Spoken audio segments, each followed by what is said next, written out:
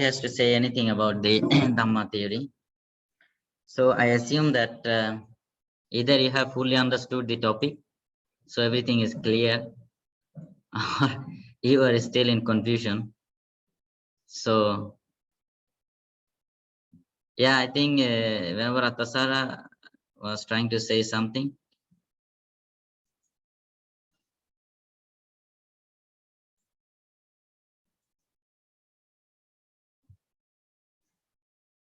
Maybe they are having some problem with internet connection.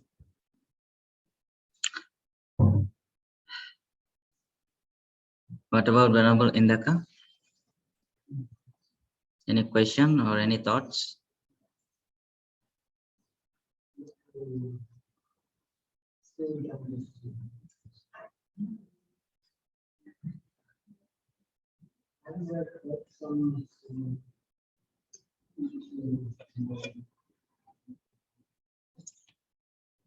But I tell you something about Professor Karunadasa's writing. Yeah, you can look at some of his essays and books, but particularly these two books. One is about early Buddhism, right? And the other is Theravada Abhidhamma. Of course, another one is his PhD thesis that was published. It is called Buddhist Analysis of Matter. But in the Theravada Abhidhamma, the analysis of matter is also included in several chapters, right? So basically, these two books cover most of his thoughts on Theravada Buddhism, early Buddhism, and Theravada Abhidhamma, basically. And he has written a number of papers. Most of the papers also, focus on either early Buddhist teaching or Abhidhammic teaching. So he's primarily a Abhidhamma teacher actually, but he's also very good scholar for early Buddhist teaching. And if you look at his writing, you'd find that his writing is very systematic and presented very logically. One thing is that he approached the teachings of the Buddha mostly from the philosophical point of view. So one has to have sufficient amount of vocabulary or familiarity with the philosophical terms so that one is able to understand what he's trying to say.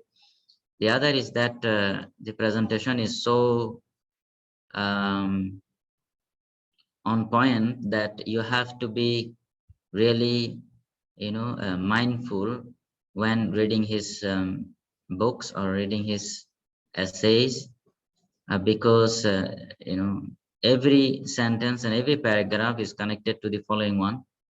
So if you do not understand the previous section, you do not understand the latest section. Okay. And it is a good practice.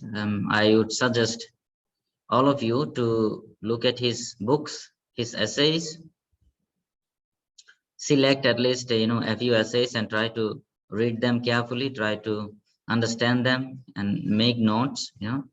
If it is related to our subject, it's okay. If it is not related to our subject, it's also okay, just for the sake of understanding the topic of discussion in his writing, or just to see how someone like Professor Karunadasa presents his ideas. It would be a great practice for all of you if you look at his writings. Okay, so a few times he came to IBC as well to teach. Okay, long time back. And I can say that I was fortunate enough to study under him as well when he was teaching at Hong Kong University. But he was very old. He's still living, but he's very, very old now. So yes, you can look at some of his writings apart from writings of other scholars on similar subjects. So for this course, as I have suggested to you, apart from the Abhidhammatta Sangaha, this Theravada Abhidhamma. So I mentioned that if you look at the two books together, you'd have better understanding.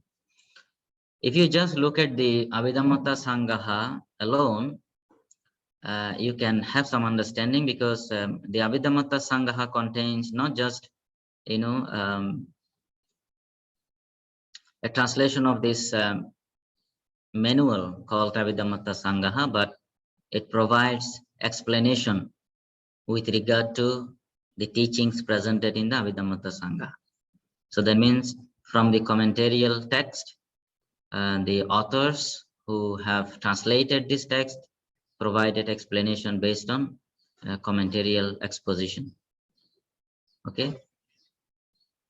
Yeah. So today we will be discussing about the methodological aspects of Theravada Abhidhamma that include the discussion of two types of truths and also two methods, right? So apart from understanding the concept of Dhamma in Abhidhamma, it is also important to have some understanding of two types of truths and two methods that are adopted in the Theravada Abhidhamma, right?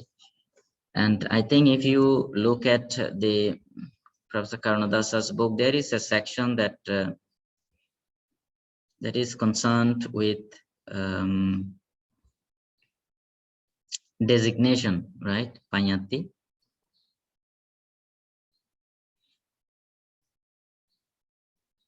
And let me open the book.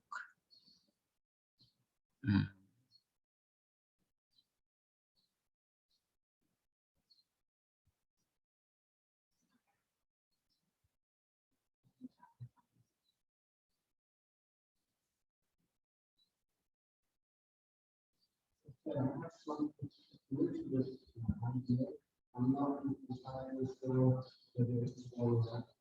And so, regarding the Dhamma, there is the Samostivadi idea regarding the Dhamma, and there is the Theravada idea for the Dhamma. So, when it comes to the Samostivadi, we believe that the Dhamma exists in three periods, because we have the based on the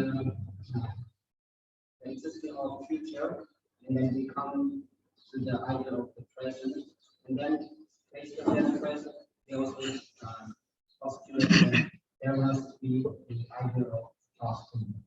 So in this way, we accept that the Dhamma exists in three periods. So this is what I understand from the Sanskrit. And then when it comes to the Theravada, we do not accept either way. They rather explain the Dharma in terms of Dharma having not like existed in the past, they do not exist in the future as well, but they are existing in the present moment. And that is the idea of Theravada. And then there is another situation of the Dharma.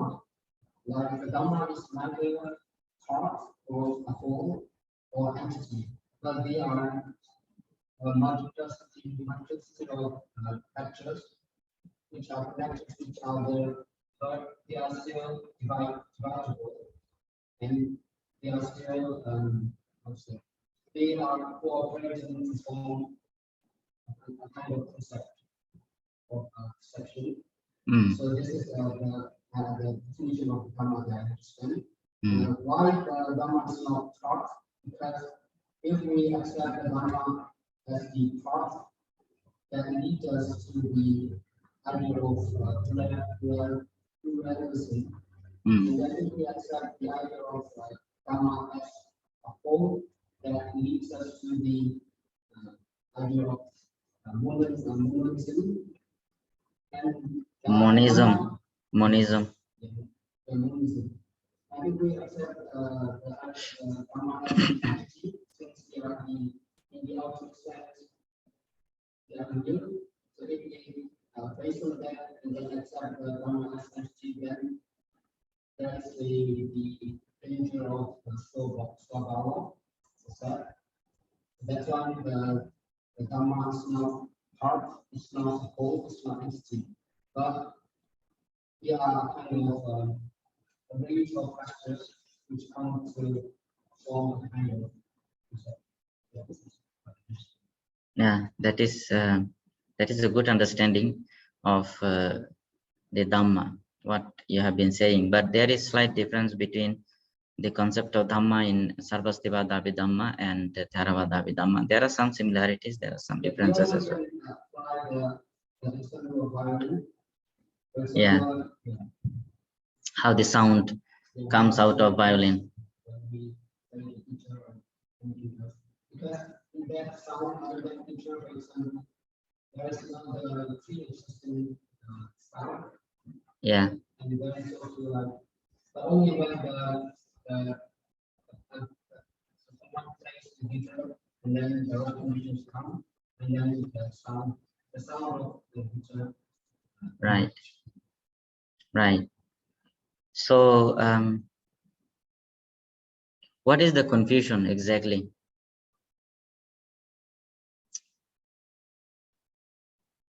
Now, dharma is a term, right? And it is referring to something. What is it referring to? Now, when you talk about existence, how existence takes place, how experience takes place, how do you understand what you understand, right? So that is the theme of the entire discussion. Now the problem is, whatever you discuss with regard to your experience or with regard to your understanding of the existence, you have to make use of concepts, you have to make use of language. So what these Abhidhammikas are trying to tell us is that, now let us look at this entire experience of yours and the nature of existence in terms of functioning of dharmas. And they come up with a certain number of dharmas. But because on the surface, what we experience, what we see, what we understand, most of the time we are mistaken because we give labels. It is always some kind of concept, right? Always it is some kind of imagination. But what is underlying,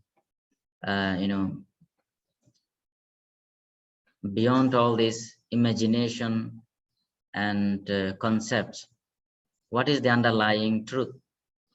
And these Abhidhammikas have been telling us that this could be understood in terms of functioning of dharmas. Now, what are these dharmas? Now, if you follow the method of analysis, if you dissect the materiality as well as mentality, nama and rupa, into dharmas, you get a certain number of dharmas. But then one might have the understanding that, oh, okay, so these are the dharmas and they are real existence. The term real existence is also used in the discussion. Now, when you say real existence, there are a few things that we need to keep in mind. One is that in what sense they are called real existence. They are called real existence in relation to the false existence or conceptual reality. In relation to the conceptual world, conceptual experience, conceptual reality, these are real, right? But then we cannot hold on to these dharmas as really existing things. Why is that? Because then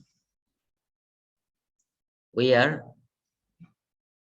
coming to more or less similar understanding with regard to our experience and existence, that there are some things called dharmas that are real, that are really existing entity that do not change, right? This understanding is wrong, so it is not advocated. So what it says is that even though you are able to divide, how do you do that? Psychologically, mentally you dissect. Otherwise you cannot really separate, because there is a constant arising and ceasing, and there is a constant coming together of dharmas. You just dissect mentally for the purpose of understanding that there is no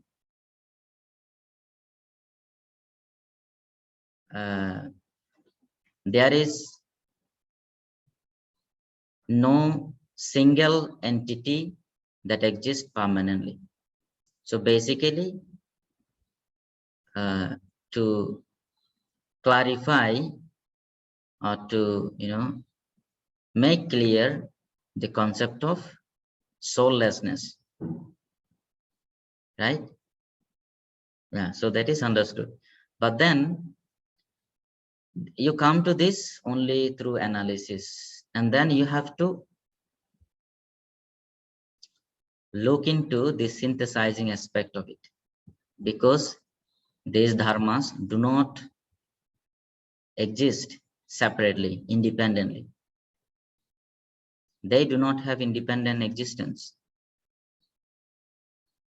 They are always functioning together. Certain dharmas come together in a certain condition to give rise to certain other dharmas, right? So when you look at the synthesizing aspect of it, you see how experiences takes place. So both are present. One is that what you experience, what you see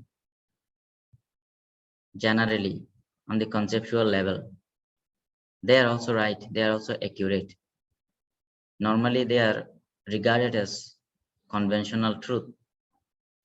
But behind this conventional reality, there is ultimate reality that is going on, right? It is just to tell us that there is nothing inherent, nothing permanent. Now, so normally, if you look at this Kachana Gutta Sutta also, what did the Buddha say? People fall into either on the idea of existence or on the idea of non-existence, right? And the teaching of the Buddha is beyond this existence and non-existence. Why it is difficult to understand? Because we are conditioned to think in terms of existence and non-existence. This is something that goes beyond our intellect, beyond our imagination. Therefore, it is difficult to understand. But it doesn't mean that the discussion is fruitless. It is in a way trying to explore another higher dimension of our understanding of our existence. In a way, what we do in the class is intellectually trying to understand it, right? So we still follow the logic, the language, right? To understand something that goes beyond our conceptual understanding. So that is why it appears to be difficult.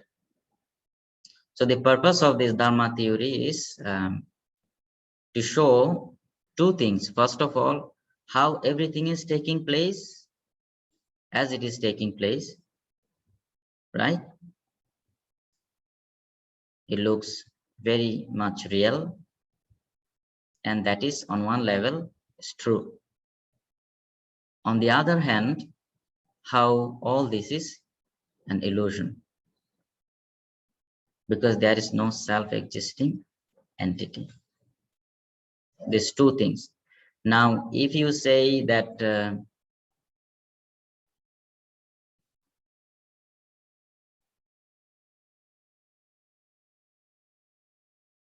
if you think in terms of like, the whole thing in samsara is illusion, nothing real, then the question would be, what is real? And then if somebody says that there is no discussion of real, because the discussion of real comes only when there is the discussion of unreal. When this entire unreal is a mystery, is wrong, then its opposite also should not exist. Right? So it is like saying day and night. You talk about day because there is night. But then when you say that the day is a false thing, then the question of night also does not arise, because you discuss about the night in relation to the existence of day, in relation to the concept of day. When one is false, the other cannot be true as well. They have only relative existence, relative value. So what is really real or truth in Buddhist term is beyond this dualistic thinking, beyond existence and non-existence. So on the one hand, this is true.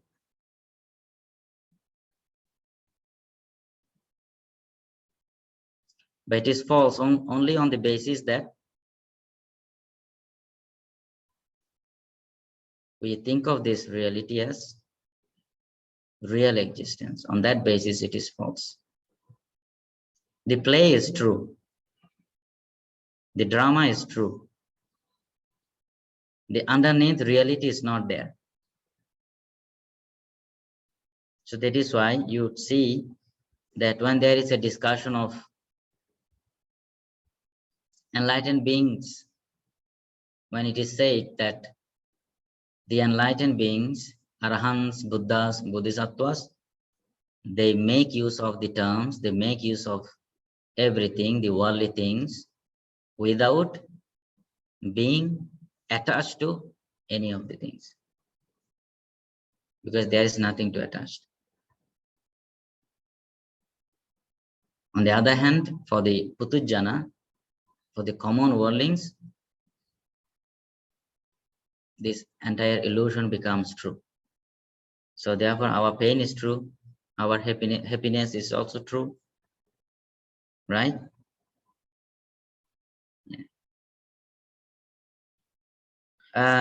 You brought out this question of Theravada Dhamma theory and also the tri-temporal existence. Let's look at this aspect very quickly and have a brief understanding of these things.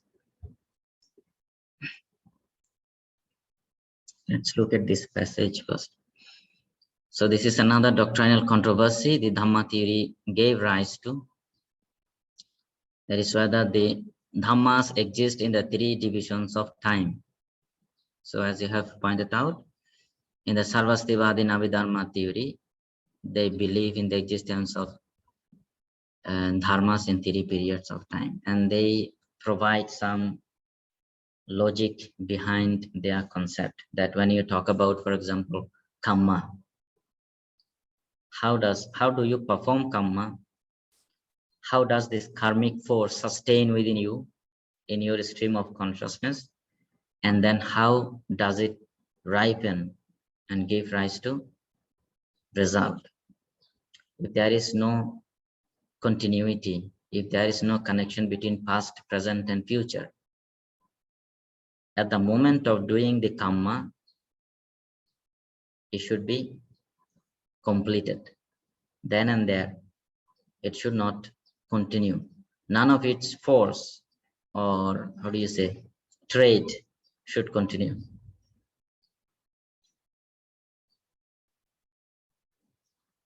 If the dhammas as generally accepted exist only in the present, how could one satisfactorily explain Buddhist teachings that involve both past and future phenomena? The doctrine of karma, for instance, says that the past karma can have its effect either in the present or in the future. The phenomenon of memory involves remembering of thoughts and images which have already ceased to exist, something that has happened long past. You can still remember it, something that has happened to you in your childhood. You can still remember it. How does it happen? It is said that two or more consciousness cannot exist at one and the same time. It follows then that when we examine our own thought, it is really our past consciousness that becomes the object of our present consciousness. For example, so this is the theory that in one mind moment, there cannot be two thoughts. It is just one thought and one mind moment, right? And now, if you have thought of craving, and there is a thought of knowing, when you observe your craving thought, moment of craving thought, when you examine it, so this is the craving thought that arose in my mind. Now, necessarily, you are supposed to have two thoughts. One is the one that is making the observation, knowing, knower. The other is the thought of craving. One is functioning as a subject, agent. The other is functioning as an object. Right? So if these two thoughts do not exist in the same mind moment, then the only explanation is that one is past and one is present. Right?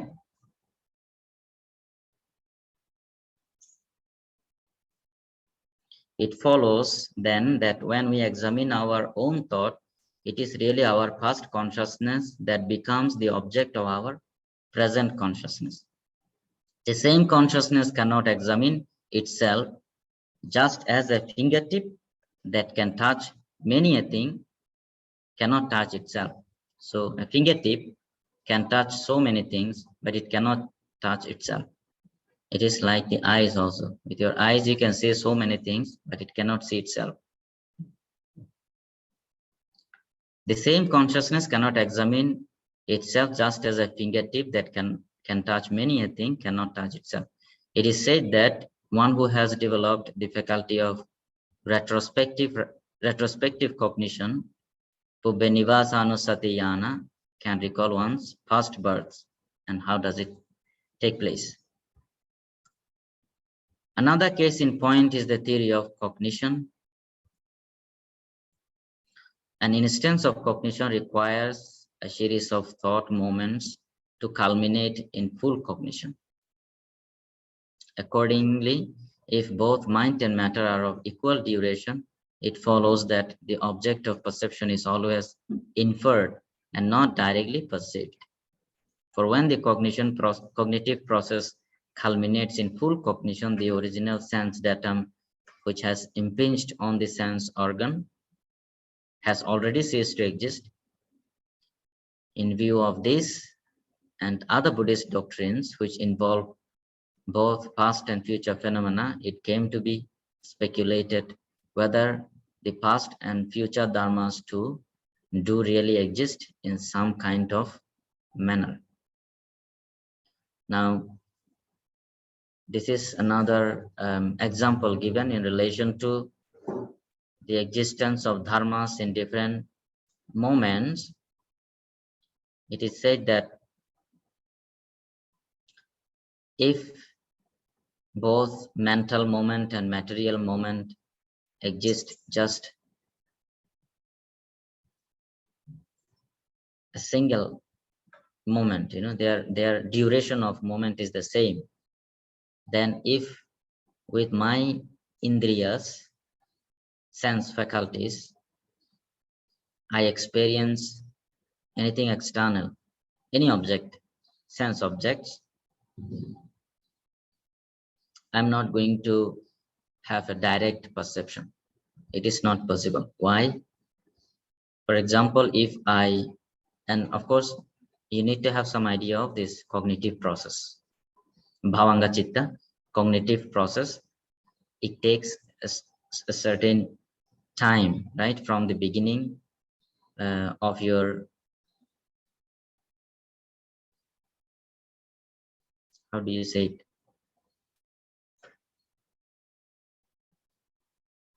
From the starting point of the functioning of your mind in the stream of consciousness until it is a complete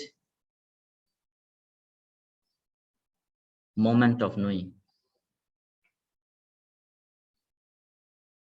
So according to Theravada Abhidhamma, 17 moments are explained, right?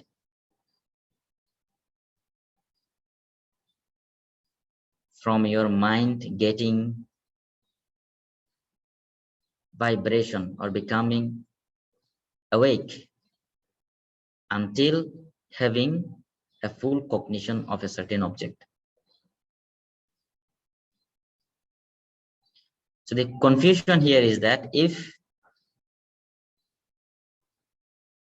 everything is changing constantly, when I look at a beautiful red flower, my indriyas, my consciousness, my mind moments changing very fast. At the same time, the external object, the red colored flower, is also changing. So the moment I look at the flower, am I getting the accurate data of this red flower?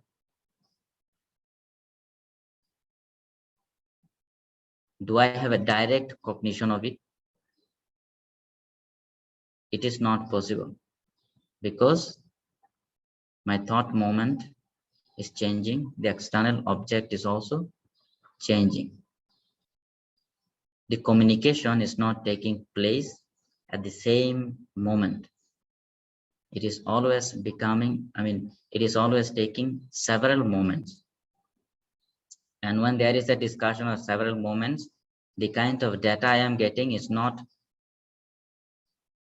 accurate. It is always inferred. It is always imagined, inferred. You understand? In view of this and other Buddhist doctrines, which involve both past and future phenomena, it came to be speculated whether the past and future dhammas too do really exist in some kind of manner. The issue led to another doctrinal controversy and resulted in the emergence of a new school called Sarvastivadins. What separated them from the Theravadins was their theory of dharmas exist in all the three divisions of time. The theory is based on a distinction made between the actual being of the dharmas as phenomena and their ideal being as noumena. It assumes that the substance of dharmas persist in all the three divisions of time. It is their manifestation as phenomena that is impermanent and subject to change. A dharma actualizes only in the present moment, but its essence continues to persist. This development comes into focus with the use of swabhava, own nature or own being, as another expression for dharma. Now, with the idea of swabhava, what they say is that the essence remains the same. The essence represents noumena. Manifestation can be different, and this manifestation represent phenomena. For example,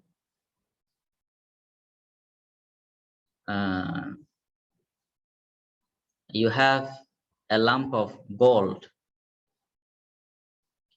It is not copper, it is not silver, it is gold. How do you differentiate it from silver and some other object? Because it has the quality of gold. This quality is the essence, it is real. But out of this gold, you can create a cup, you can make a chain, right? You can make so many things. So manifestation could be different. The essence is the same. It is the gold, which is different from other types of things, right? So in the momentariness of dharmas, if you talk about the tri-temporal existence, the essence of a particular dharma remains the same, but in terms of its manifestation, it could be different. In the past, it is different. In the present, it is different. In the future, it is different. But it is the same dharma that is functioning in three different periods of time. As the Kathavattu shows, the Sarvastivada theory amounts to having existed in the future, it exists in the present, and having existed in the present, it exists in the past. Hutva hoti, hutva hoti. So this is their idea. The continuity is explained in terms of this theory that having existed in the future, it exists in the present. And having existed in the present, it exists in the past. So it is not past, present, future. It is future, present, past. Do you see the reasoning?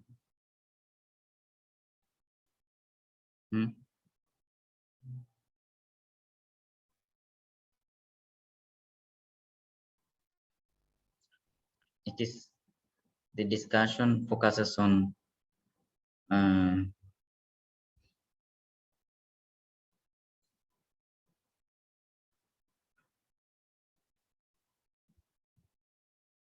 It is basically focusing on, things taking place continuously in a, how do you say, uh, in a manner of moving forward. So when you talk about future, normally future is something that has not yet become present. So it is the future that is becoming present, and then after that becoming past. So that is the sequence: future, past, future, present, past.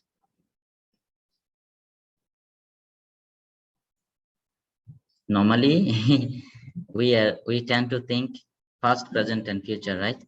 You did something in the past, it is continuing in the present, it will give some kind of effect in the future.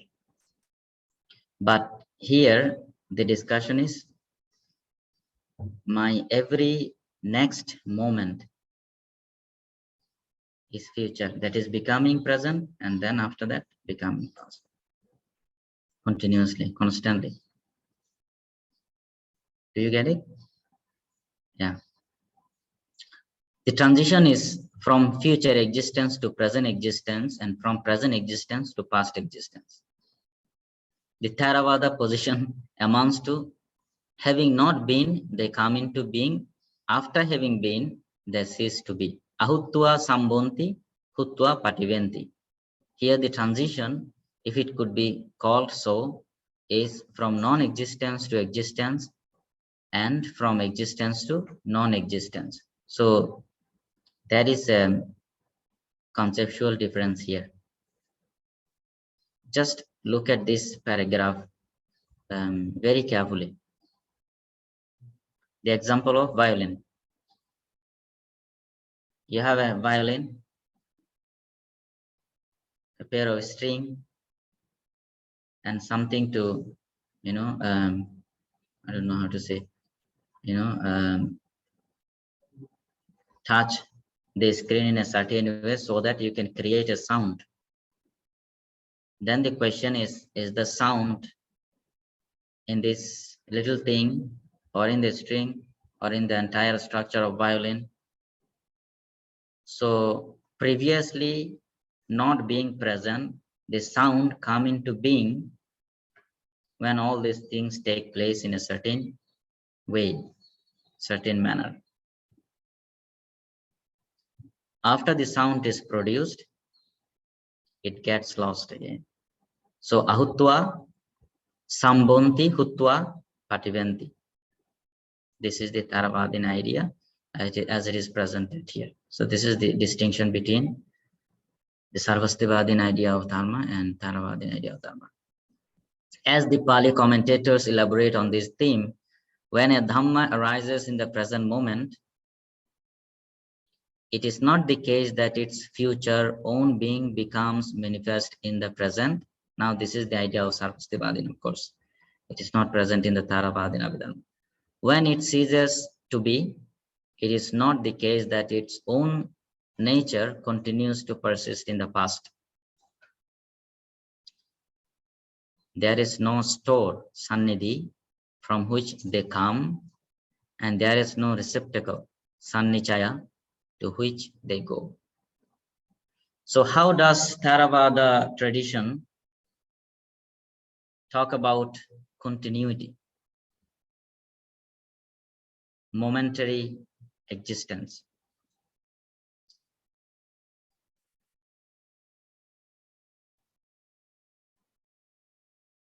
Every single moment arising and ceasing, giving rise to the following moment, but at the same time, every single moment is functioning as a cause, but not in the sense that something from the previous moment is transmitting to the next moment. Because when you talk of transmission from one moment to the next moment, you talk of swabhava, or you talk of something being permanently existing there. Something is being transmitted, an essence, right? Then what happens is that when you have a thought of anger, you are angry, for example, for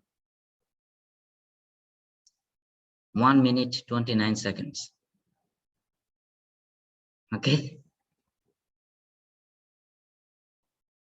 So now here you have many anger moments. For example, 1 billion anger moments in this 1 minute 29 seconds of your anger. All these 1 billion mind moments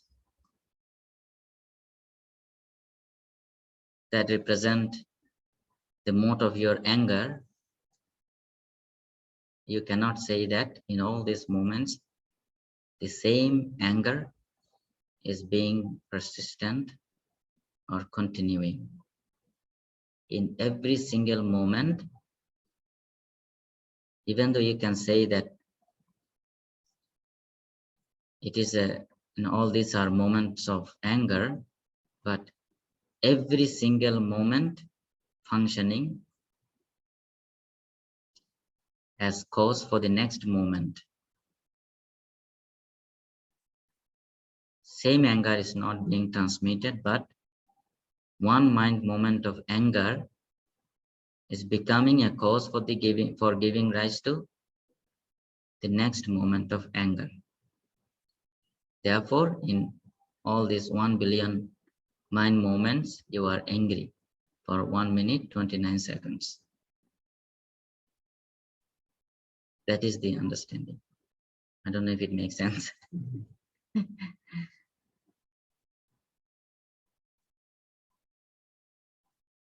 When the violin is played, the example is here, given here.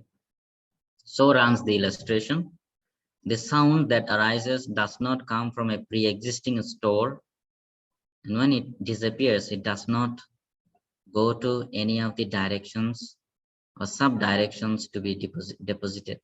It is because of the violin, the bowstring, and the appropriate effort on the part of the player that the sound arises without having first existed, and when it disappears without a residue.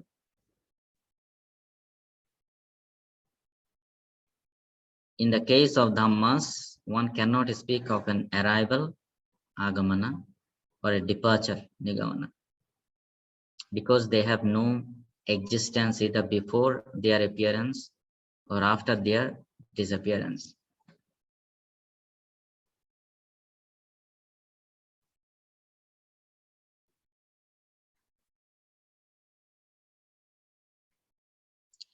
If they appear, it is not that they come from somewhere, na kotochi agachanti. If they disappear, it is not that they go anywhere, na kuhincha kuhinchi gachanti.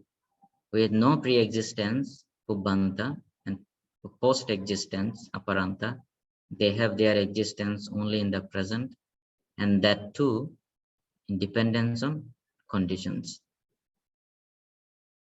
Pachayayata buddhi. If it is necessary to speak of a past and future existence of the Dhammas, then it is a Dhamma's nascent and cessant phases that must be so considered. For a Dhamma does not exist before its genesis and after its cessation.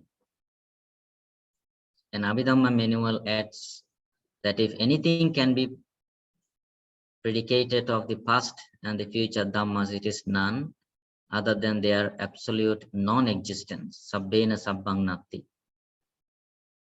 For in the case of past and future Dhammas, one cannot speak even of an inkling of existence, vijamana talesa.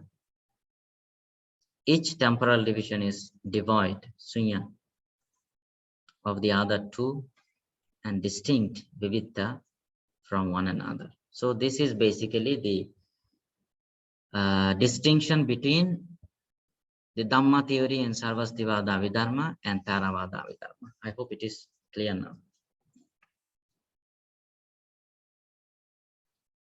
If it is not clear yet, I invite you to look at the book. This book. I was talking about this chapter, nominal and conceptual, the discussion on Panyati. This is also a very important topic of discussion, but we are not going to discuss this in detail. When you have time, you can look at this chapter. We will be going to the methodological reflections today, discussing about two truths and two methods, and after that, we'll be directly looking at the Abhidhammata Sangaha, the first chapter. Okay. Any questions so far?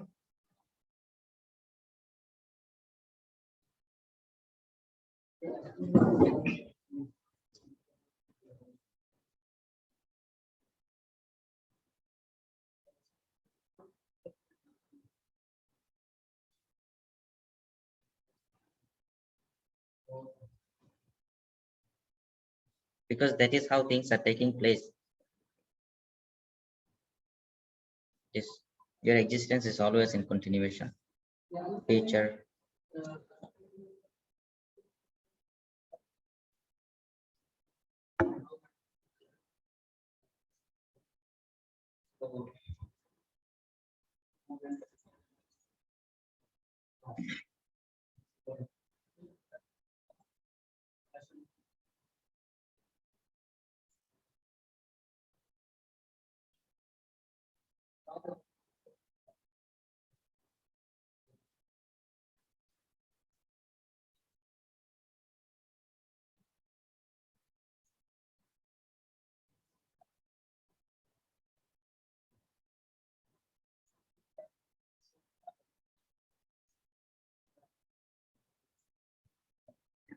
That is the point.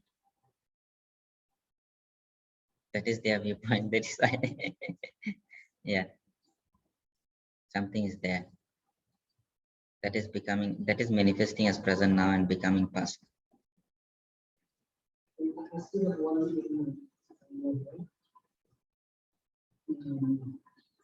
So, in regard the Dharma, there is the actual of Dharma, and there is the manifestation of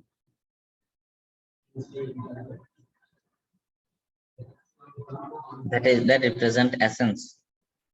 There is an essence, underlying essence that is its own swabhava, own characteristics, that is becoming manifested in different ways in different times.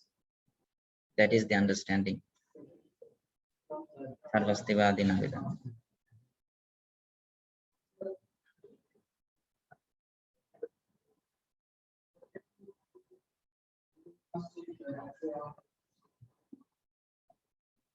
Manifestations, yes. But you know how this idea of swabhava is argued by Acharya Nagarjuna? He followed a strict logical system, you see, is fourth tatralama. So now he says that, for example, if you talk about own being, own nature, but you have to, listen to these arguments very carefully. These expressions, own nature, self nature. You talk about self nature as opposed to other nature. You differentiate self nature, other nature, right? So when you talk about self nature, how do you have it? So he says that even within the Sarvastivada system or in the Buddhist system, there is a talk of causes and conditions coming together, giving rise to a certain dharmas or whatever, right? So therefore, he says that even though you talk about self nature, own being, swabhava, it is not permanently present from the beginning. It is a made up self nature. And something that is made up, constructed, conditioned cannot be real. So it is not real. That is his one argument. Secondly, if it has been present from the beginning, it should not change. Change is not possible. So logically, it is contradicted. And without change, existence is not possible. So according to Acharya Nagarjuna, you cannot talk about existence, you cannot talk about non-existence, because if there is no existence from the beginning, how can you talk about non-existence? You can talk about non-existence only when you have the idea of existence. Yeah.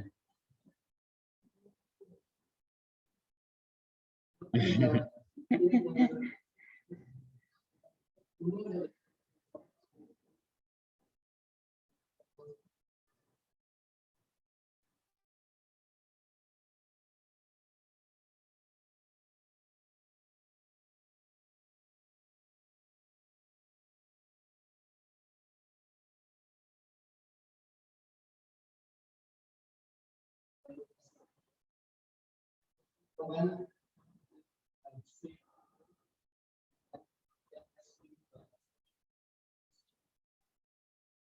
we feel remember our memory. So for the as a cost of cost of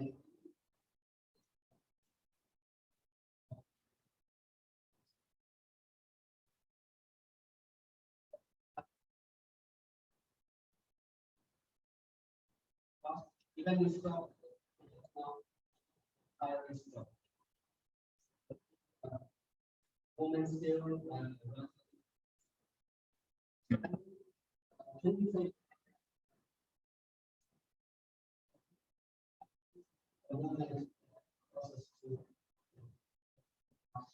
I'm not sure if you can talk of it in terms of acceleration or slowing down.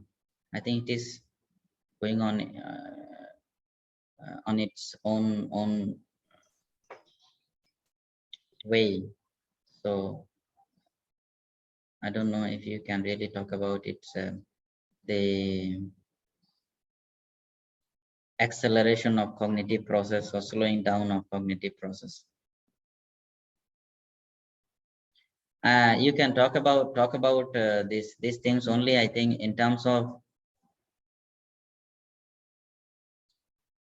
being aware of it and not being aware of it. In the case of this Arya Puggala, they are aware of it. They can see how it is taking place. But in the case of Puthujjana, we are not aware of how fast or how slow it is taking place. Otherwise, I think the speed would be the same, I guess. I'm not sure. You are talking about this. Yeah. So that is also an interesting idea. I have not thought about it.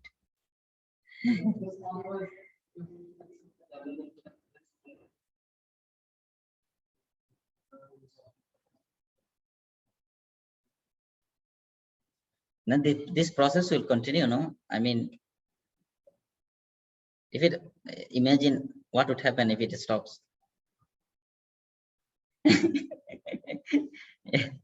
Okay, I think whenever Kamar has something to say, right?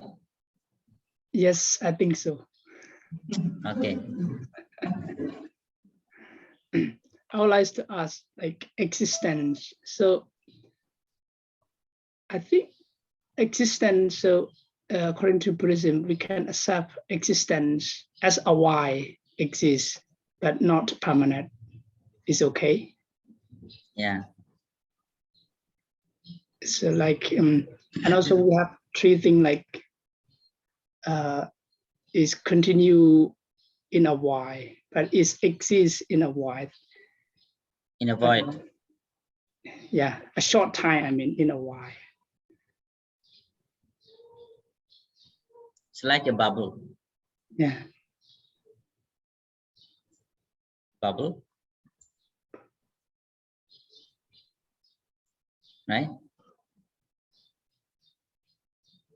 Somebody can send picture of bubbles in the chat box. Bubble. What is that? I don't know.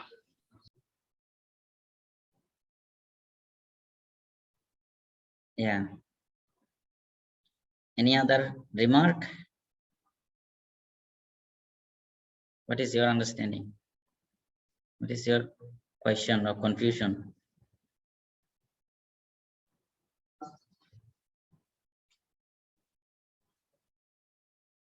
But first, we need to hear from Venerable Bhuntan. He give you the time, so you can ask your question.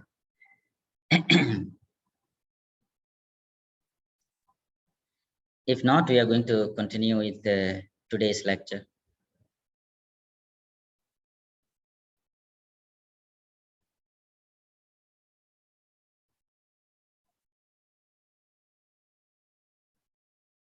Can you all see my computer screen? Is it visible? Yes, teacher. Yeah. Visible.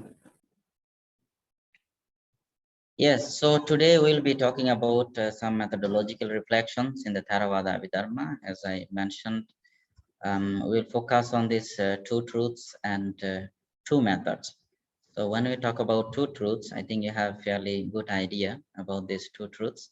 One is Sammuti Satcha, the other is Paramatta Satcha, right? So, so you have some idea with regard to these two types of truths, but we'll be looking at these things in detail from different perspective. Why something is called Sammuti Satcha, on what basis, and why something is called Paramatta Satcha. What is the difference between the two, and is there any value judgment involved? You know, one is higher, one is lower, right? Or and they are just two ways of looking at the same thing, right? So these are the things we are going to study today. And after that, if we have enough time, we'll be looking at these two approaches, analysis and synthesis. What do they exactly mean? And also, what is the purpose of these two methods in Theravada Abhidhamma? The two truths, Sammuti Satcha and Paramatta Satcha, in English, they are called conventional truth and ultimate truth, right?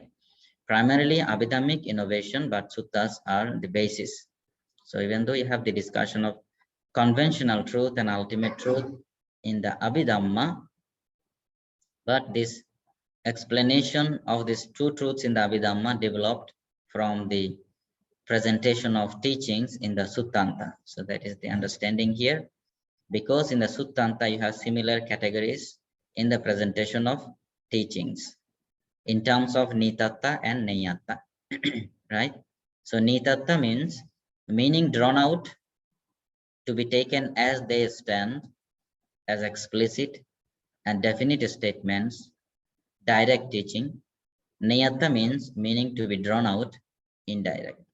So in the Suttanta, you would find in different suttas, in some of the teachings the Buddha spoke directly, right? For example, when he says that one should not kill any living beings, that is a direct teaching. One should not lie in any case, right? So these are some direct teaching.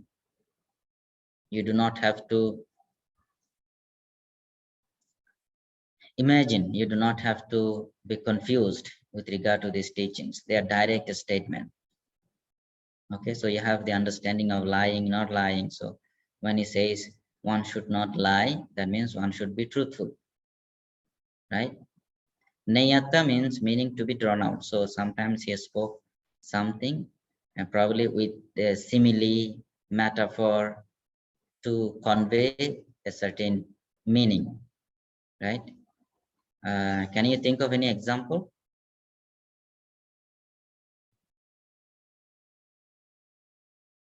Okay, for example, even in the first sutta, the Dhammacakkappavattana sutta that he gave to his students, when he was discussing dukkha, for example, the last statement he says is that panchupadana kanda dukkha. Grasping to five aggregates is suffering. Now it needs some explanation, right? What does it mean by grasping? How do you grasp? What are the five aggregates, right? And why this grasping should contribute to suffering, right? So meaning should be drawn out, right? Even in the second sutta, Anatta Lakkana Sutta, when he says, when he presents a discussion of anicca, dukkha, and anatta, what he says, these five aggregates are impermanent. They produce suffering, therefore there is no self. So he says that something that is impermanent, something that is subject to suffering, you cannot regard it as me, myself, mine. Now, if you ask why, if something is impermanent and produce suffering, what is the problem of referring to it as me, mine?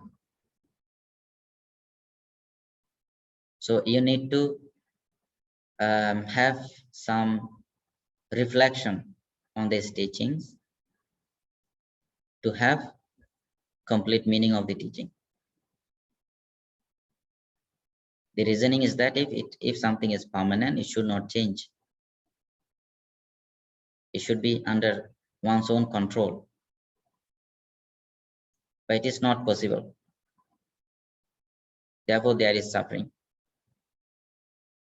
And something that changes, you cannot really regard as I, me, and mine. Why? Because it is contradictory.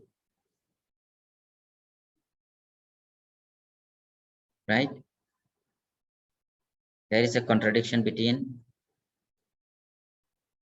being permanently existing and changing. If something is permanent, it should not change. Right?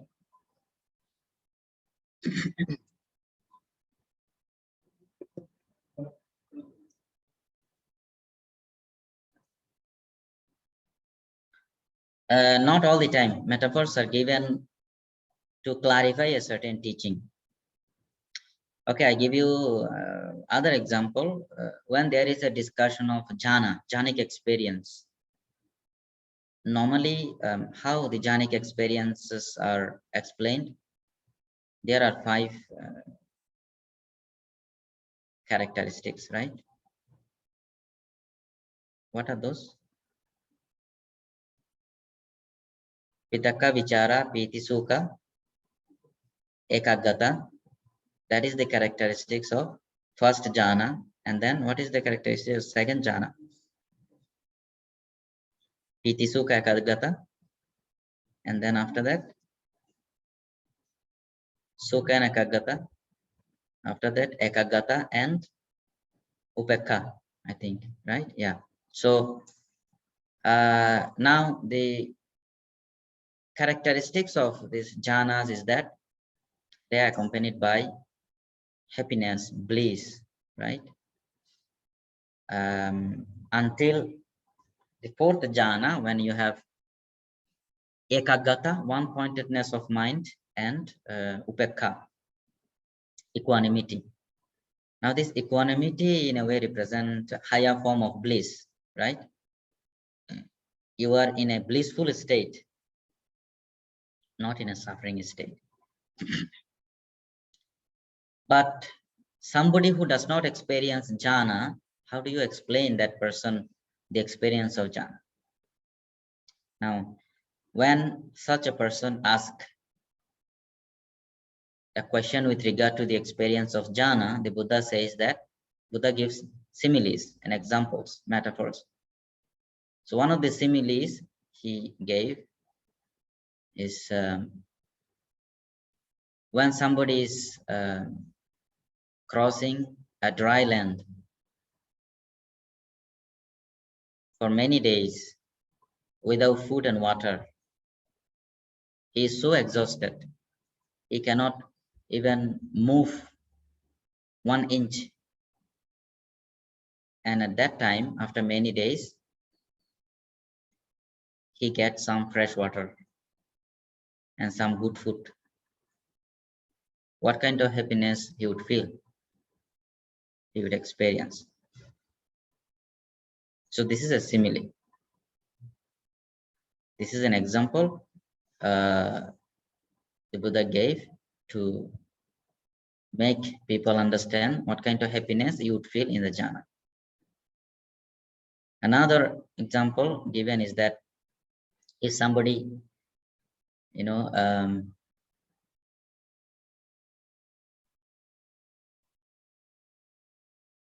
borrowed properties or money or wealth from other people, cannot return for a long period of time, and he would be blamed every day by these people, right? So he has to hide himself for many years until one day he is able to pay back everything. What would be his feeling? He'd be so happy that he's released from all these troubles and pressure.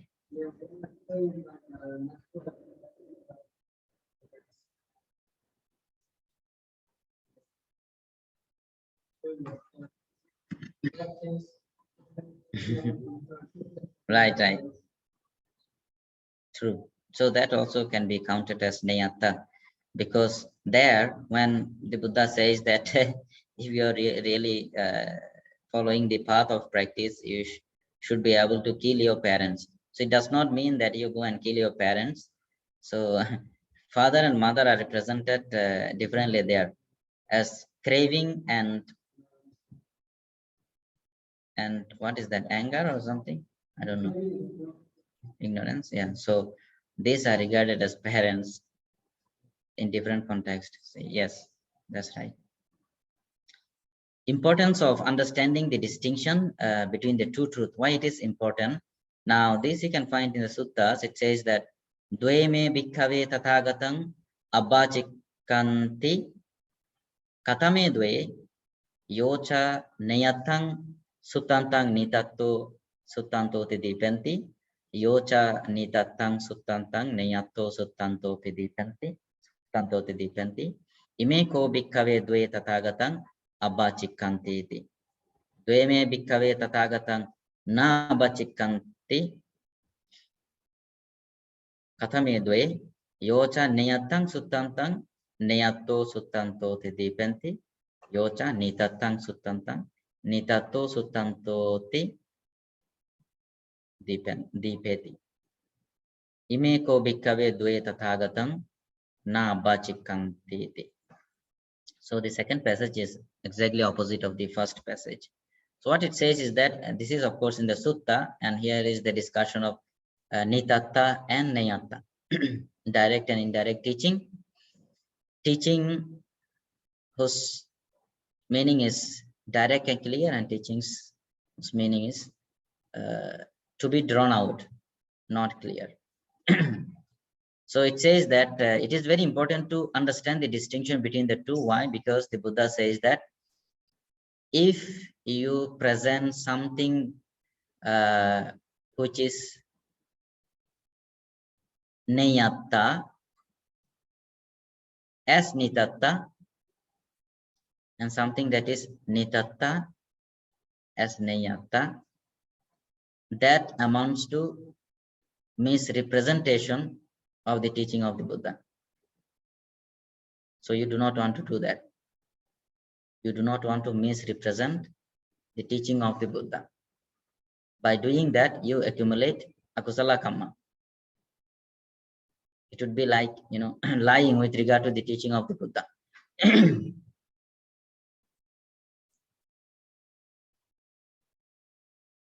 Buddhasa abanang bananto parajiko hoti. There is a statement like that. Dhammasa abanang bananto parajiko hoti. This you can find in the Samanera Sikha, I think. Yeah, and this is exactly the opposite. What it says here is that the proper representation of the teaching would be that you speak of Nayatta as Nayatta and Nitatta as Nitatta. So therefore, one is that it is very important to understand the distinction between this Nitatta and Nayatta teaching.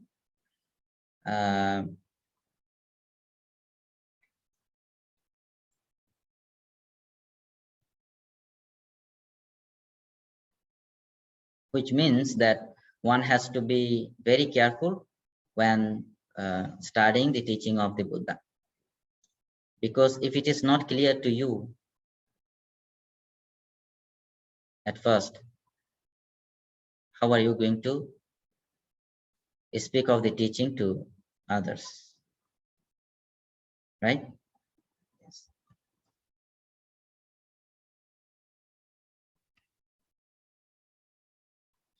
If the distinction is not clear, one would misunderstand and thus misinterpret the teachings. This is just the translation. No preferential value judgment is made as to one statement is higher or lower than the other. This distinction may have played important role for the emergence of true truth theory.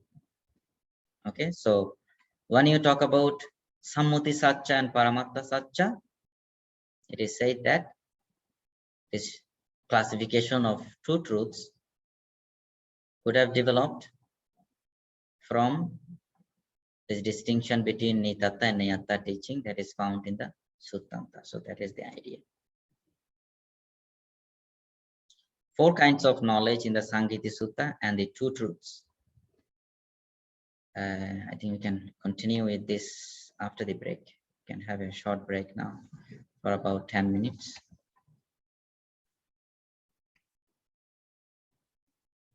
Okay.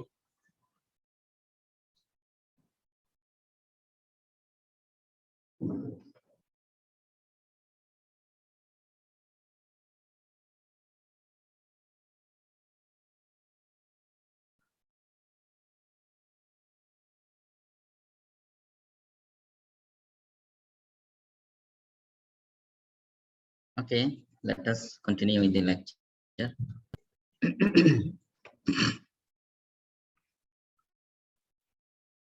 Yeah, so we have been talking about these 2 types of truths, and now what is shown here is that this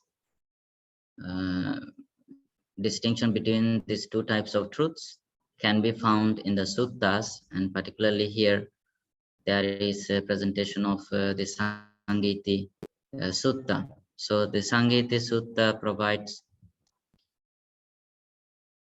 a description of 4 kinds of knowledge. These are the 4 types of knowledge. Dhammeyana, Anvayeyana, Parichedeyana, and Sammutiyana. Of these 4 types of knowledge, the last 2 types, Parichedeyana and Sammutiyana, correspond to the 2 truths, Sammuti and Paramatta.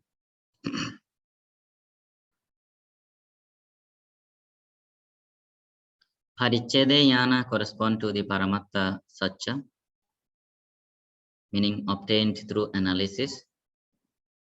Dharma theory is a representative of this truth, right? So we have been talking about the Dhammas in Abhidharma,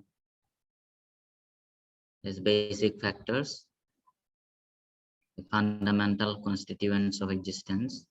These represent Paramatta Satcha. Okay. The knowledge of the linguistic categories, that is Sammutiyana, represents Sammuti Satcha. So one of the characteristics of Sammuti Satcha is that it is conventional truth, which means It doesn't represent, you know, reality in the true sense. There is a slight distinction between these two terms, Sammuti and Samriti. Sammuti is a Pali term, Samriti is a Sanskrit term, right? Even though both are understood to represent conventional reality, if you look at the etymology of these two terms, they approach this conventional reality from two different viewpoints. The root of sammuti is man, to think. Sam is a prefix. So literally, its meaning is thinking together. So that represents consent, convention, general agreement. So for example, when you say that this is a mango tree, people agree to call it a mango tree. Therefore, it became a conventional usage, right? Based on common agreement.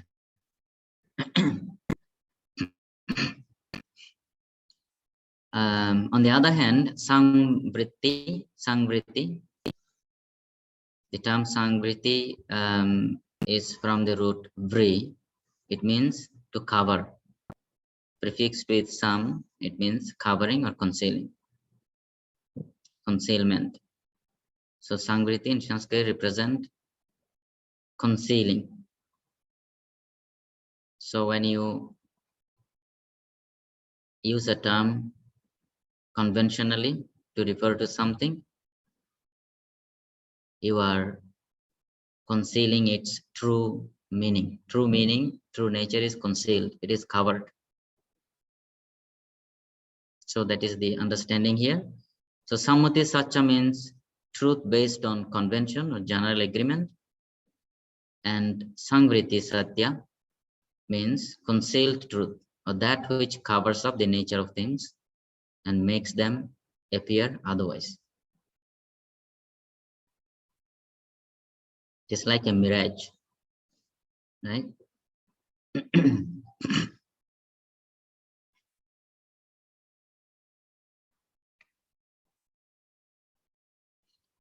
Reality, according to Abhidhamma,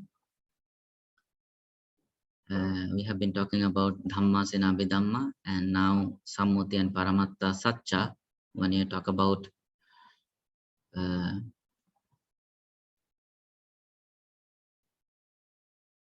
reality in terms of these two categories, Sammuti and Paramatta, this is what you can find in the Theravada Abhidhamma. First of all, in terms of Sankhata Dhamma and Asankhata Dhamma, right? Conditioned realities and unconditioned realities. Then you have these two categories, conventional realities and ultimate realities. Conventional realities is called Sammuti Satya or Panyati, and ultimate realities are Paramatta Dhamma or Paramatta Satya. Now here you see two types of Panyati, designation or identification, Nama Panyati and Atta Panyati.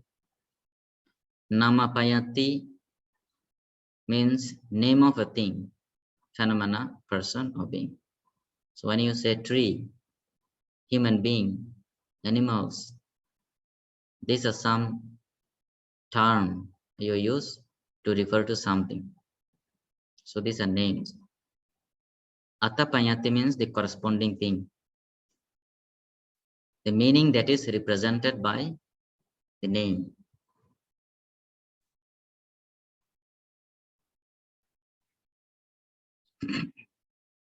So this comes under conventional realities.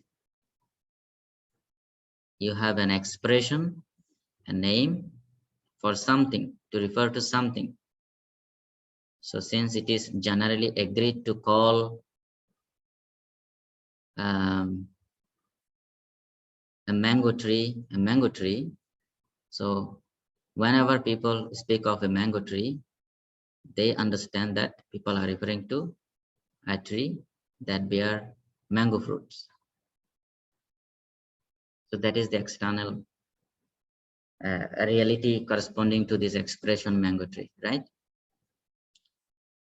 So here still this is functioning in the conventional level because you are not talking about the ultimate realities, the true existence of a mango tree. Now here, the other category, ultimate realities. The four realities in Abhidhamma, Chitta, Chaitasika come under Nama, and the primary elements and secondary elements, Mahabhuta and Upadaya Rupa, come under this category of Rupa, and also Nibbana. So these are representative of ultimate realities. Again, you have names here: Chitta, Chaitasika, Rupa, Nibbana. And what do they correspond to? Dharmas, right?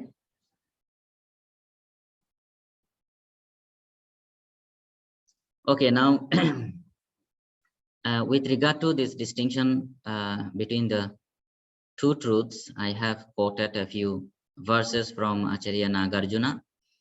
As you all know, he is the founder of Madhyamika system, Madhyamika school of thought, right? And he's a very well-known teacher in Buddhism because of his, wisdom and clear understanding and presentation of the teaching, right? Systematically and logically. And even in his writing, you would find that he emphasized on understanding the distinction between the two truths. So even though most of the time you would find that he is approaching things from the ultimate point of view, right?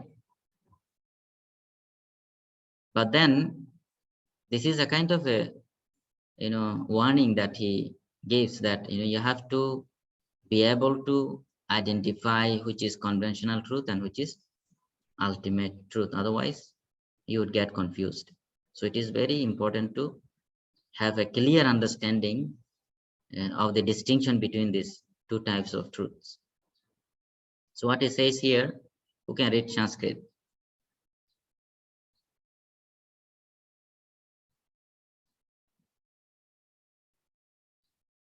Coco would like to read?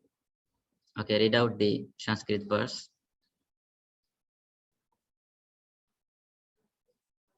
Maybe you have to turn on the, you have to unmute the mic so that everybody can hear.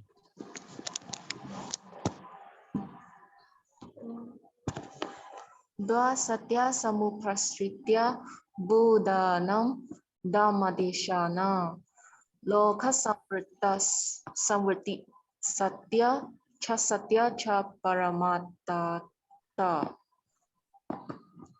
Or Next verse. ye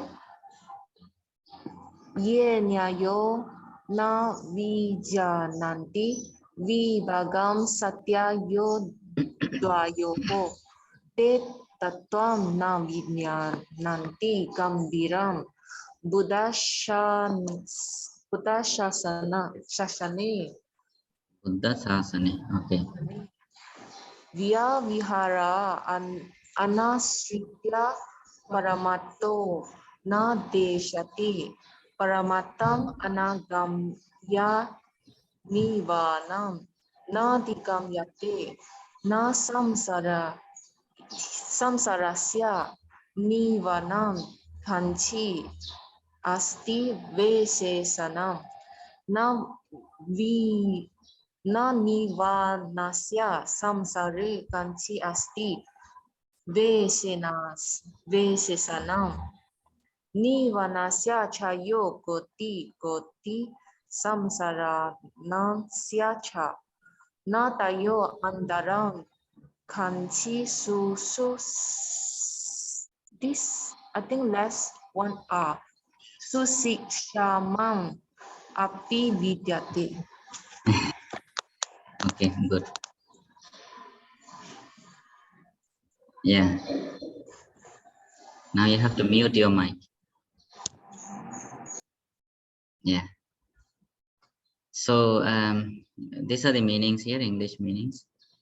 Dve satye samupashritya buddhanam dharma desana loka sangriti satyam cha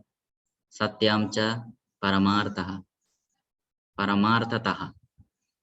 The Dhamma taught by Buddhas perfectly relies on two truths, the ambiguous truths of the world and the truths of the sublime meaning.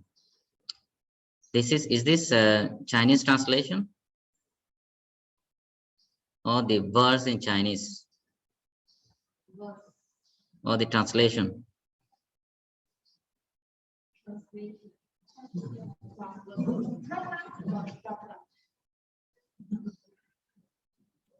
And next to it is a Tibetan. Any of you can understand Tibetan?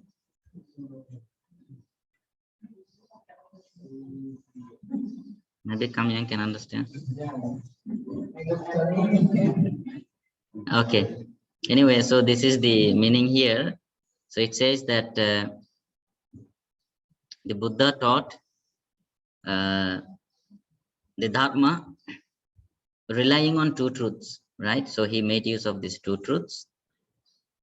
The conventional truth, which is termed as ambiguous truth here, taking the term vrit, sangriti, covering, concealing. Ambiguous means unclear, confusing, not clear. Okay, ambiguous truths of the world and the truths of the sublime meaning, paramartataha. Next,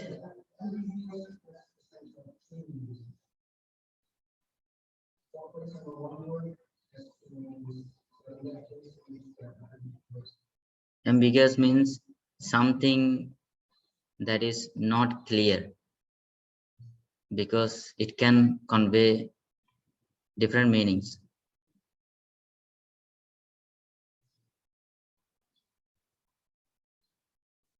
So next verse says, Ye nayorna vijananti vibhagang satyayor dvayoha te tattvam na vijananti gambirang buddha sasane.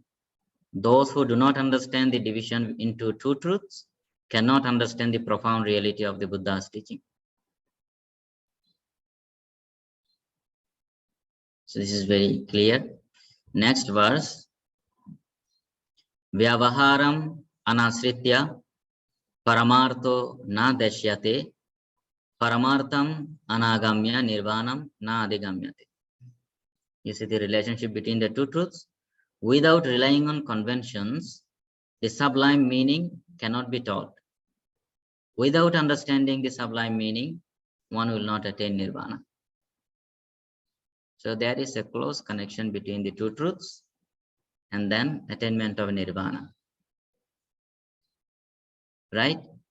So when the Buddha says that, in every sutta you would find that, O monks, I am now going to explain this particular topic, particular teaching to you, pay attention.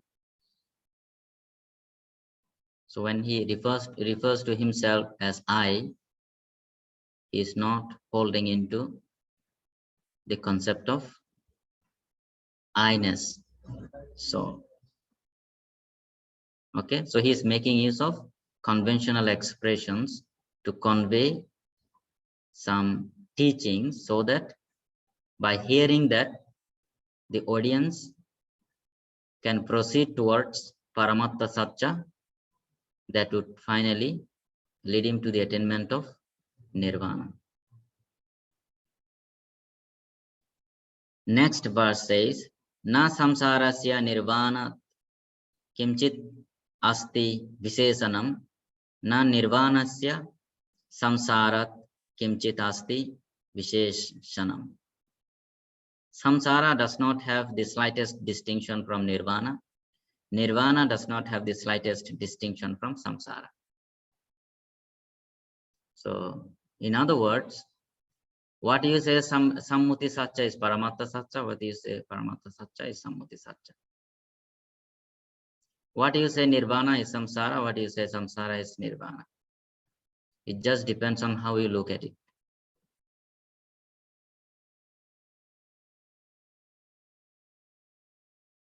Okay, any thoughts?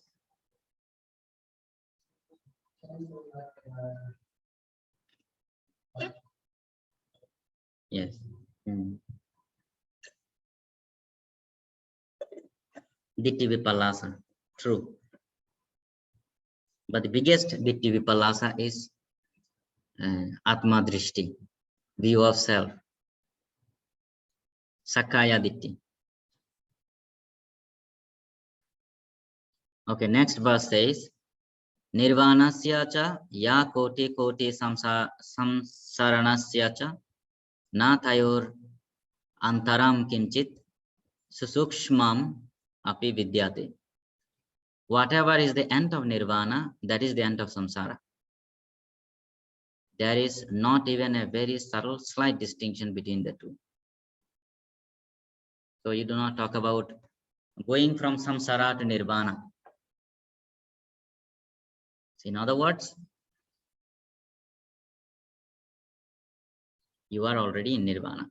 The only thing is that you are not aware of it.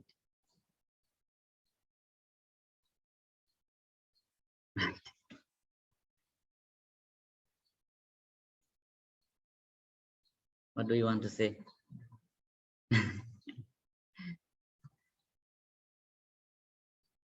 Okay, here is another verse. Now, I think all of you are studying Sanskrit, I guess. So all of you would be able to read it. Now, this time I go to Chandra Kishore to read it out.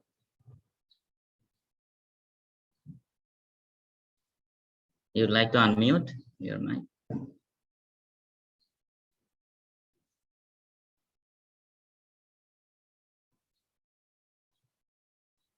Read it out.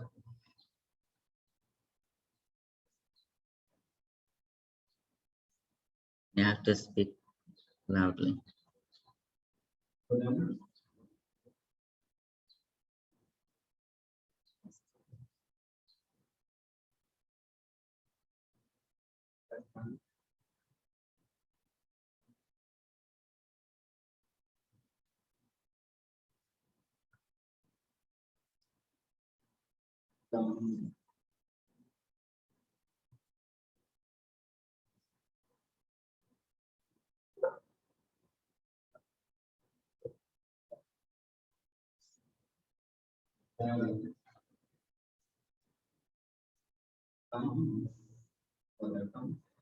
Yeah.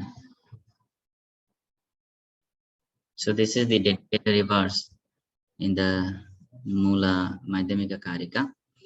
Anirudam anutpadam anuchedam ashashwatam anekartam ananartam anagamam anirgamam ya pratitya samutpadam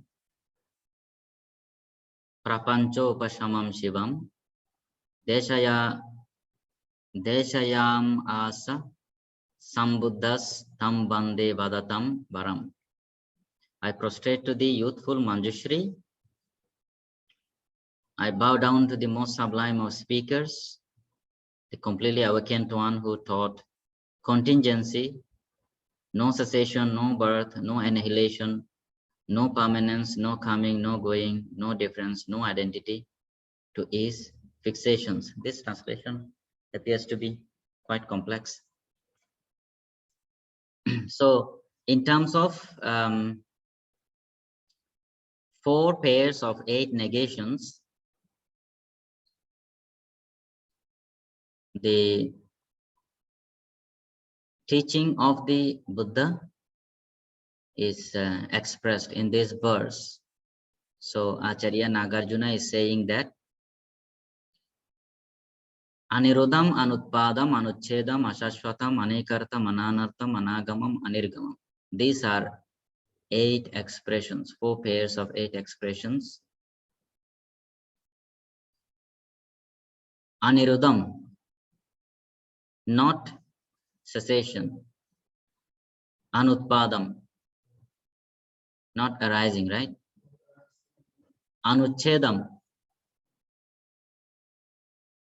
Anuchedam, not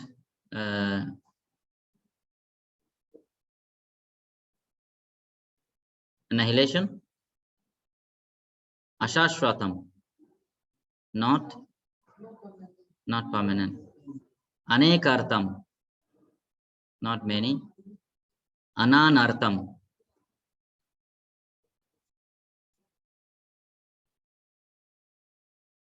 yeah, not one. Anagamam, not coming. Anirgamam, not going. So these are the characteristics of what? Ya pratitya samutpadam, the dependent origination, prapancho upashamam shivam, the dependent origination which is shivam,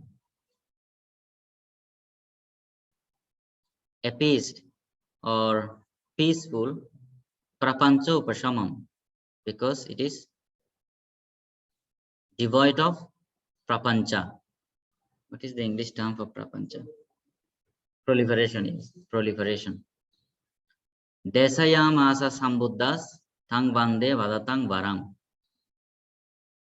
The Sambuddha, the fully awakened one who taught this teaching to us, I wholeheartedly pay my respect to him.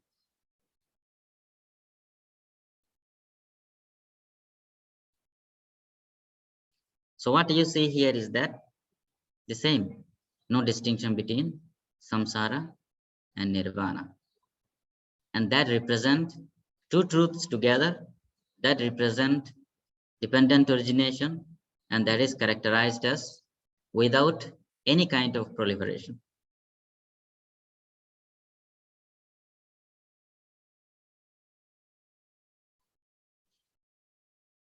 You can look at this book if you want to have better understanding of Nagarjuna's teachings as found in the Mula Madhyamika Karika. So this is a translation of Mula Madhyamika Karika of Nagarjuna by these 2 persons, Mark Sideritz and Shoryo Katsura.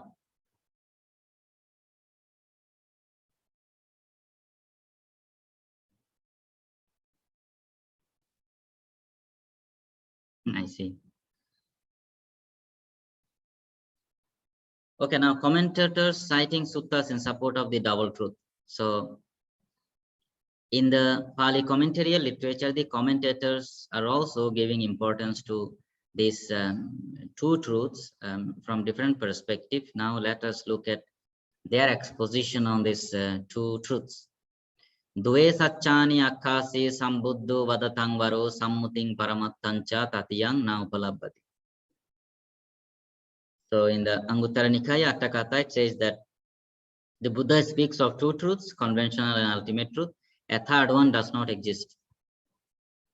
Okay, so apart from these 2 truths, there is no third. Say tatiyang na upalabhati. There is no discussion about the third one. So what it means is that pay attention to this distinction between the 2 truths. Do not talk about other kinds of truths. Do not get, how do you say,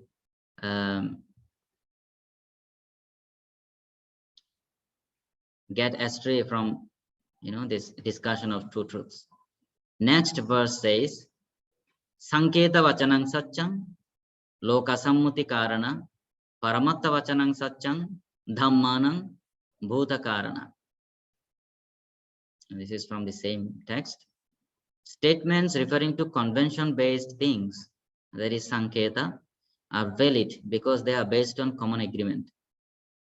Statements referring to ultimate categories, Paramatta, are also valid because they are based on the true nature of the real existence. So on two grounds, both are valid. One is not without the other. So you cannot say that, okay, now Paramatta Satcha represent higher truth. So let us all try to use Paramatta Satcha. Don't try to hold on to Sammati Satcha anymore.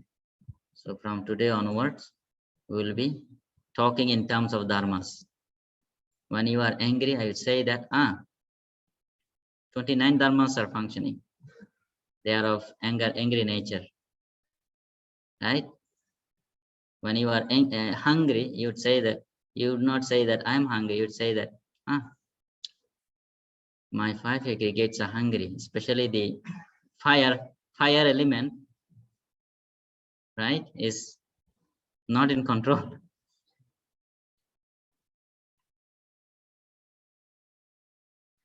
The distinction, therefore, is between Sanketa and Paramatta. Sanketa meaning depending on mental interpretations superimposed on the category of the real. For example, table. So table represent Sanketa, Sammati Satcha. No objective existence corresponding to the term. When you say table, when you use the term table, referring to an external object, in true sense, the object does not really exist in terms of table. It is just a convention. Because when you put different parts together, then only you have a table. The same thing when you dismantle and put it otherwise, it would be something else, right? But mental interpretation superimposed on a categories of material dhammas organized in a particular manner. This is what I am talking about now, right? In a particular manner. If it is organized differently, you would not call it a table. In other words, a table is not a separate reality distinct from the material dhammas that enter into its composition, but in common parlance, it is accepted as a separate reality. So what you call table is not exactly the things that the table is composed of, even though the table is made up of that. So when you say table, you are actually referring to all these parts together, put together. But then again, the same things when put otherwise, you would call it by a different name. Paramatta meaning real existence, which have their own objective nature. So even in the Theravada Abhidhamma, you talk about Swabhava, but not in the sense of real existence. Just to identify one dharma from another dharma. The same situation when interpreted as dhammas indicates Paramatta, and when interpreted as the mind synthesizing function indicates Sammuti. The same thing. The same 5 aggregates you call a person, the same 5 aggregates you call dharmas. Now this is Professor Karunadasa that we have been talking about, right? So he's from Sri Lanka, not India. So he says on the two truths, the validity of the former is based on its correspondence to the ultimate data of empirical reality. The validity of the latter is based on its correspondence to things established by conventions. The former here refers to Paramatta Satcha, later refers to Sammati Satcha.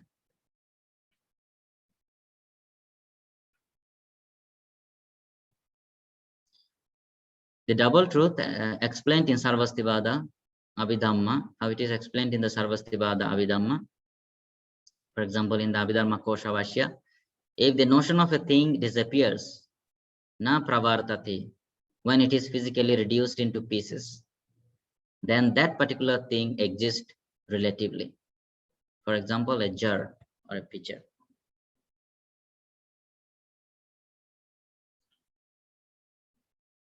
You have an object. When you analyze it, the object as it appears, after analyzing, it disappears.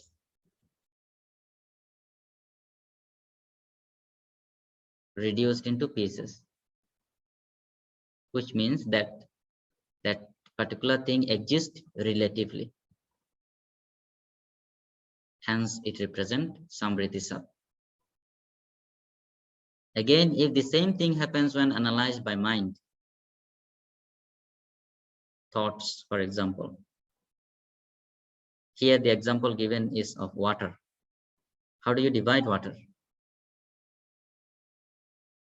Then that particular thing too is to be regarded as existing relatively. But by saying there is water, there is a picture, does one speak wrongly? When you are speaking in conventional terms, are you lying all the time? Two approaches are mentioned: physical reducibility and mental analyzability. Right? Two approaches: physical reducibility, mental analyzability. Mental analyzability, I think, works in the case of thought process, mind moment, whereas physical reducibility works with regard to the corporeal things, physical things, right? Matters. And this is a text called Theravada Abhidhamma by this scholar, Bhikkhu K.L. Dhamma-jyoti. So this can be regarded as a manual, for understanding teachings of the Sarvastivada Abhidhamma. Apart from the original text, there are many texts by Acharya Vasubandhu, for example, right? You can have this as a modern text. So two types of relative existence: that which exists on the basis of another, which is also relative, and that which exists on the basis of something that is real. So when you talk about relative existence, there are two types again. The first one can be reduced physically and analyzed mentally, for example, picture. The second one can only be analyzed mentally, not physically, for example, atoms.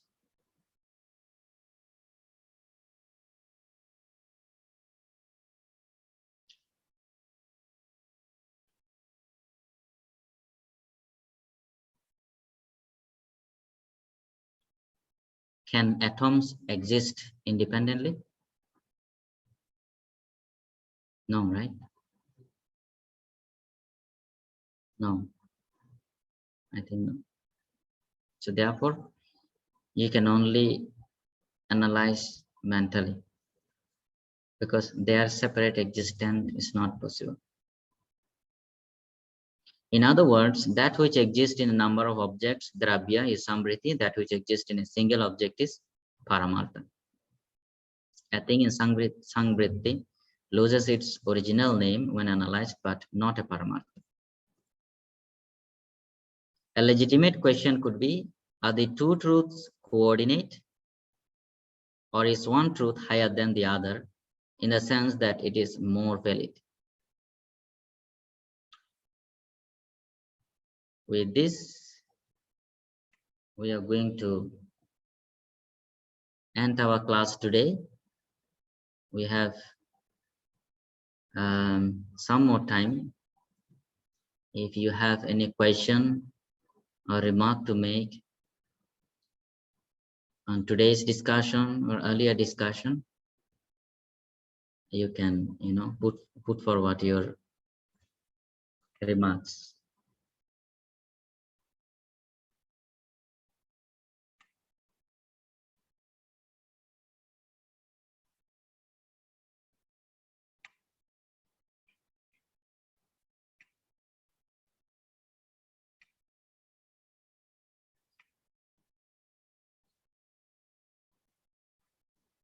So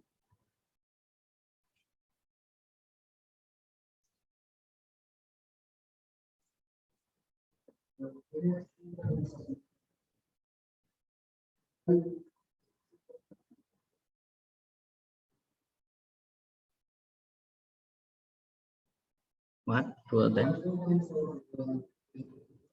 Hmm.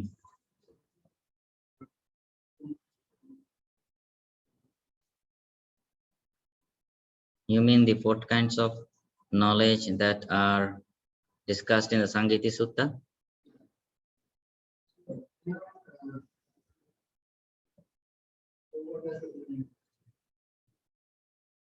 Probably a kind of inferential knowledge.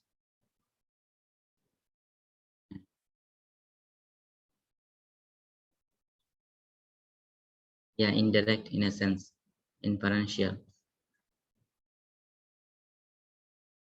Not direct knowledge, not direct, how do you say, direct understanding, but by the usage of logic and previous experience, you come to know something. Huh?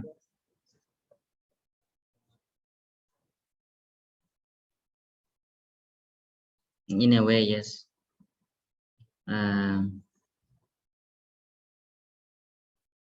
Yeah.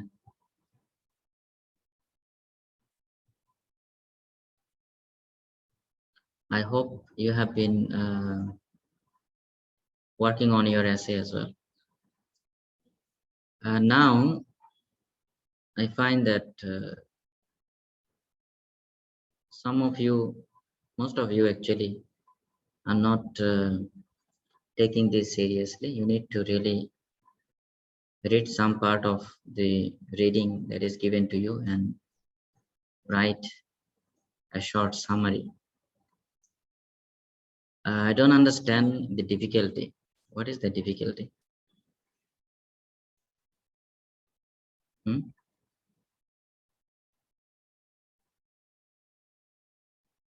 What is the difficulty? Is it because the reading is too much?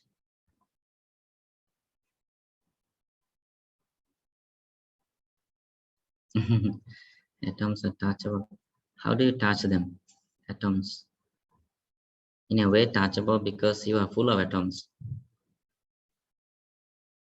So that way, but how do you identify physically? That is the question.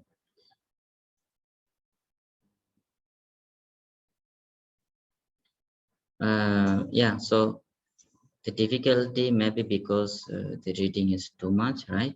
I don't think it is too much actually. I mean, if you spend enough time, but then I told you that you do not have to read the entire section, right? What is important is you are reading something. It can be few pages. It is not just reading and trying to understand. Okay, so that is the purpose of this reading. So you can focus on a particular section. Now, if you look at this chapter on Dharma Theory, it contains several sections. It contains several subtopics also, right? You can focus on a certain section and provide your summary. That is also possible. But you have to do it regularly. I mean, the reading, to develop the habit of reading. And just reading alone is not enough. You need to make notes. And it is for your own understanding. Of course, we are discussing in the class, right?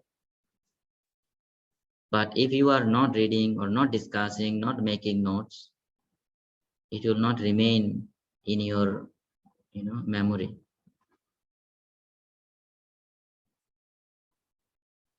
Because some of these teachings are in a way difficult to understand, and the reason is that normally we do not discuss about these teachings. If you are thinking about it regularly or discussing about the teachings regularly, then it will not appear to be too abstract and too difficult. It appears to be difficult because only during the class we discuss about this. Now, the next reading would be, as I said, I will quickly complete this section probably in the next class, in the first half of the class, and then we will directly go to read the text Abhidhamma Sangaha. Okay, so the next reading would be the first chapter of Abhidhamma Sangaha. Now, as I said,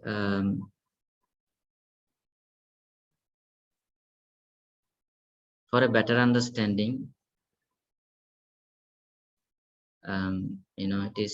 it would be good if you look at both the texts together, but I think first of all you can look at the Abhidhamma Sangaha. Now, this text,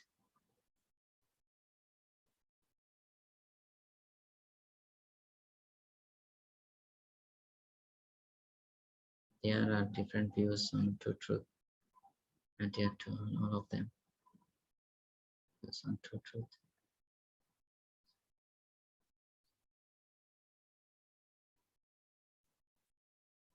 All this explanation with regard to two truths from Acharya Nagarjuna or from the commentator from Professor Karunadasa, even though they are approaching the topics differently, basically they are focusing on the distinction between these two truths and also the importance of understanding the distinction between the two truths. So you can look at all the descriptions and you can have your own understanding of these two truths. Okay, so because I think the purpose of all these people are, in a way, they are serving the purpose of a commentator, even the modern scholar. So, including Acharya Nagarjuna or the commentators, whoever, they are just further trying to clarify this presentation of the Buddha. Basically, what it means is that conventional truth and ultimate truth is that in the conventionally, we need to make use of the conventional languages, but we cannot, it is, how do you say, it is wrong to think of underlying ontological existence of these expressions.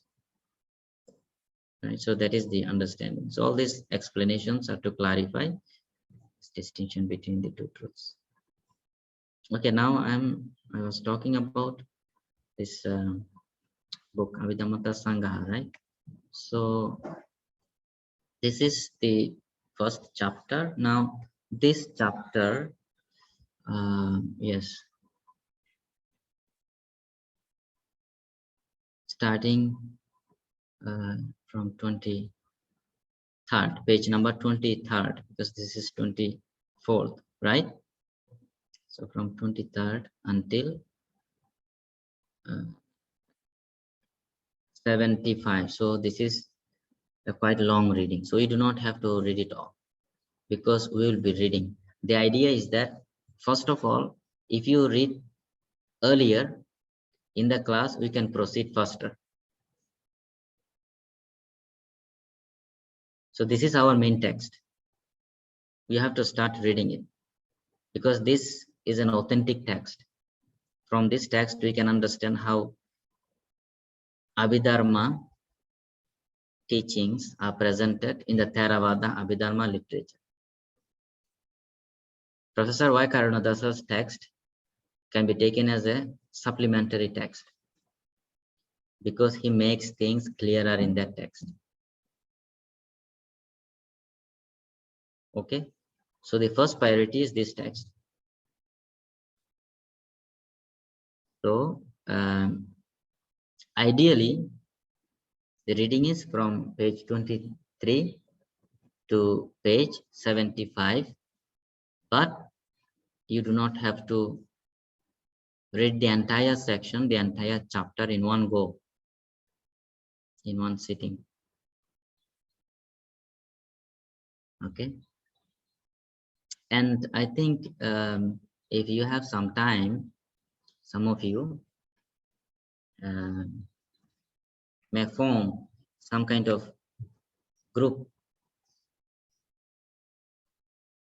of like-minded people, and then you can have your own reading of different section and discussing and having, you know, an understanding of the discussion.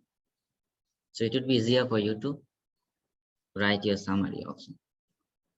So the next summary would be based on this chapter, again, not based on the entire chapter, focus on a certain section and come up with your own summary.